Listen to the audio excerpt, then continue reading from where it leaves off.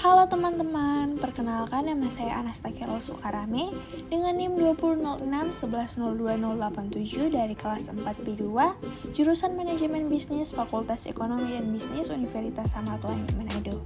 Video ini dibuat untuk memenuhi tugas ujian akhir semester mata kuliah perilaku konsumen dengan dosen pengampu Dr. Imelda Welin Juliana Ogi, SEMM.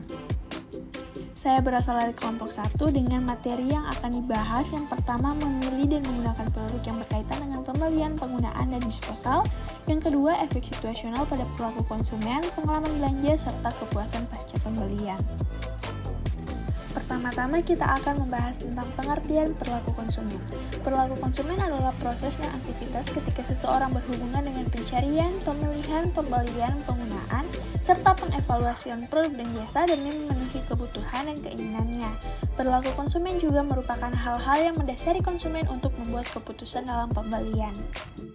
Selanjutnya, proses keputusan pembelian. Yang pertama yaitu melalui pengenalan masalah. Pengenalan masalah adalah tahapan di mana konsumen menyadari suatu masalah atau kebutuhan yang ingin dipenuhinya. Konsumen merasakan timbulnya perbedaan antara keadaan nyata serta keadaan yang diinginkannya. Dalam tahapan ini pula, konsumen akan membedakan kebutuhan serta keinginannya. Tahapan yang kedua yaitu pencarian informasi. Pencarian informasi dilakukan saat konsumen memandang bahwa kebutuhannya bisa dipenuhi dengan membeli serta mengonsumsi suatu produk. Konsumen akan berupaya mencari informasi yang tersimpan dalam ingatannya atau biasa kita sebut dengan pencarian secara internal serta mencari informasi dari luar atau secara eksternal.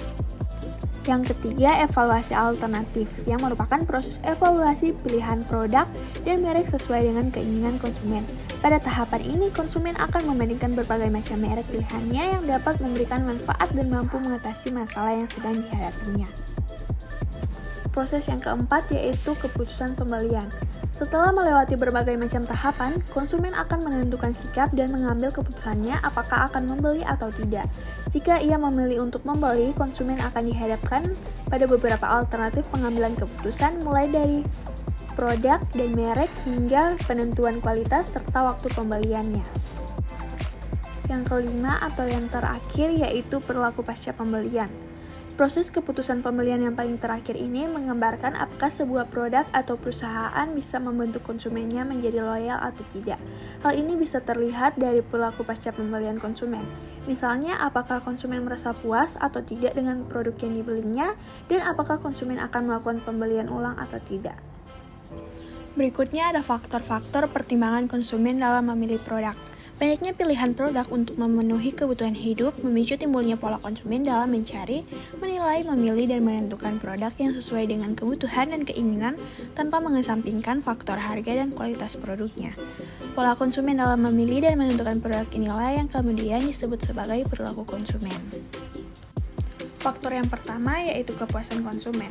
Faktor pertimbangan konsumen dalam memilih produk yang pertama tentu saja kepuasan. Konsumen yang merasa puas dapat membantu terwujudnya konsumen yang loyal. Dampak dari loyalitas tersebut dapat berupa kecenderungan untuk melakukan pembelian ulang, memberikan rekomendasi kepada orang lain, dan menunjukkan minat untuk bisa terlibat di masa yang akan datang. Kepuasan konsumen berfungsi sebagai penghubung antara proses beli dan konsumsi yang berdampak pada perilaku setelah pembelian seperti pembelian ulang. Nilai yang berasal dari pelayanan, kualitas produk, dan harga yang kompetitif dapat membuat seseorang puas. Kedua, faktor pertimbangan konsumen dalam memilih produk ialah kualitas. Kualitas layanan adalah hasil dari apa yang diterima secara nyata oleh konsumen dan bagaimana cara layanan tersebut disampaikan kepadanya.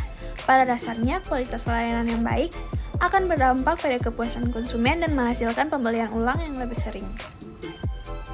Yang ketiga, penilaian atas merek. Nilai yang dirasakan atas merek atau dikenal juga sebagai preferensi merek merupakan kecenderungan konsumen untuk membeli produk dari suatu merek tertentu karena menyukai merek tersebut dibandingkan merek yang lain. Perusahaan yang bisa mengembangkan preferensi merek yang baik akan mampu bertahan dari serangan para kompetitor. Nilai yang dirasakan atas merek adalah kecenderungan konsumen untuk membeli produk dengan merek tertentu. Adapun yang menjadikannya masalah sehingga konsumen tidak melakukan pembelian adalah lebih karena produk itu sendiri. Yang keempat, ada kualitas produk. Peneliti mengungkapkan bahwa kualitas produk adalah karakteristik produk yang dapat diterima konsumen. Sehingga sangat logis untuk mengatakan bahwa ada hubungan antara kualitas produk dan nilai yang dirasakan oleh konsumen. Kemudian didukung oleh nilai yang dirasakan oleh konsumen dianggap sebagai hasil yang dibandingkan sendiri oleh konsumen tersebut antara manfaat yang dirasakan dan pengorbanan yang dilakukan dengan biaya yang dikeluarkan, yaitu hanya konsumen yang dapat menilai apakah suatu barang atau jasa memberikan nilai yang dapat dirasakan oleh konsumen tersebut. Yang terakhir yaitu harga. Survei menyatakan bahwa terjangkaunya harga dan kualitas produk yang baik dapat memunculkan kepuasan konsumen yang telah mengonsumsinya dan akan menarik konsumen baru untuk datang sehingga konsumen baru tersebut diharapkan dapat menjadi konsumen yang loyal pada akhir. Faktor pertimbangan konsumen dalam membeli produk terakhir ini memang sering membuat produsen berlomba-lomba untuk memberikan penawaran atau diskon spesial untuk menarik minat belanja dari target audiensnya. Berikut ini ada model perilaku konsumen yang bisa teman-teman lihat. Dan dalam mengembangkan strategi pemasaran, tentu saja organisasi bisnis perlu mendasarkan keputusannya pada beberapa hal yang dapat mempengaruhi perilaku konsumen. Pengambilan keputusan konsumen merupakan proses penerimaan dan pengevaluasian informasi merek, mempertimbangkan bagaimana alternatif merek dapat mempertemukan kebutuhan konsumen, dan memutuskan berdasarkan merek tersebut. Model perilaku konsumen dapat menjadi pedoman bagi akademik dalam mengembangkan penelitian mengenai perilaku konsumen. Selain itu, model ini bermanfaat bagi para praktisi dalam mengembangkan strategi dengan memahami faktor-faktor yang mempengaruhi perilaku pembelian konsumen. Dari model perilaku konsumen, secara sederhana dapat digambarkan bahwa 3 kemungkinan yang mempengaruhi perilaku pembelian konsumen, yaitu konsumen sendiri, pengaruh lingkungan, dan strategi pemasaran. Setelah mengetahui faktor-faktor yang mempengaruhi perilaku pembelian, maka konsumen membuat keputusan pembelian. Pengevaluasian sesudah pembelian merupakan umpan balik pada konsumen secara individu. Selama pengevaluasian ini, konsumen akan belajar dari pengalamannya serta perubahan pola konsumsi mereka akan terjadi dari informasi yang diperoleh. Pengevaluasian merek dan penseleksian merek tertentu. Pengalaman mengonsumsi secara langsung mempengaruhi apakah konsumen akan membeli kembali merek yang sama atau tidak. Garis umpan balik yang terlihat pada gambar dapat terjadi juga pada lingkungan. Konsumen akan mengomunikasikan pembelian dari pengalaman mengonsumsi mereka kepada teman atau keluarga. Dalam hal ini, pemasar akan mencari informasi dari konsumen potensial dan menarik tanggapan mereka melalui data pangsa pasar dan data penjualan. Oleh karena itu, penelitian di bidang pemasaran sangat diperlukan dalam menentukan reaksi konsumen dengan maksud untuk meramalkan pembelian mendatang pada merek atau kategori produk tersebut.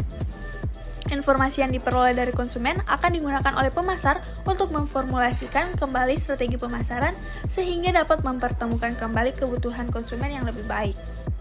Selanjutnya ada pengaruh situasional. Pengaruh situasional atau situational influence adalah keadaan-keadaan sementara yang terjadi di dalam suatu lingkungan pada suatu waktu dan tempat tertentu yang terbagi atas 3 jenis situasi, yaitu situasi pembelian, situasi komunikasi, dan situasi pemakaian. Berikutnya yaitu faktor situasional penentu perilaku konsumen. Seperti yang telah dijelaskan sebelumnya bahwa situasi merupakan perbandingan mengenai waktu dan tempat yang dilengkapi oleh satu atau lebih banyak orang dalam mengidentifikasi situasi terhadap kepentingan potensial, maka dengan mengadopsi paradigma SOR atau Stimulus Organism dan Response yang mengatakan bahwa stimulus dapat dibedakan menjadi faktor situasi dan faktor bukan situasi atau produk. Gambar di atas menunjukkan paradigma stimulus, organism, dan respons yang dimodifikasi untuk membedakan stimulus ke dalam objek dan situasi. Dan dari gambar ini dapat terlihat bahwa stimulus yang terdiri dari situasi dan produk dapat mempengaruhi konsumen atau organisme dalam memberikan tanggapan atau reaksi atau bisa disebut dengan respon. Reaksi tersebut merupakan perilaku konsumen dalam mengambil keputusan untuk membeli atau mengonsumsi kategori produk atau merek tertentu. Pada gambar di atas ditunjukkan bahwa dengan adanya interaksi antara situasi, produk, dan konsumen, maka akan mempengaruhi perilaku pembelian konsumen. Model ini merupakan model penentu Perilaku konsumen yang mana perilaku digambarkan sebagai fungsi dari 3 dasar yang sama kuat, yaitu lingkungan konsumen yang akan digambarkan oleh situasi konsumsi, situasi pembelian, dan situasi komunikasi. Sedangkan strategi pemasaran akan digambarkan oleh produk yang akan dikonsumsi. Dua pengaruh yang menguatkan tindakan konsumen adalah produk dan situasi. Konsumen akan memberikan reaksi pada produk dan situasi serta memutuskan merek yang akan dikonsumsi. Interaksi antara physiological set konsumen yaitu berupa kebutuhan, sikap dan preferensi, serta situasi dan produk yang dihasilkan adalah proses pilihan yang menunjukkan perilaku konsumen. Dengan kata lain, bahwa faktor situasi dan kategori produk dapat saling berinteraksi dalam mempengaruhi perilaku konsumen secara langsung. Sekian pemaparan materi dari saya, terima kasih.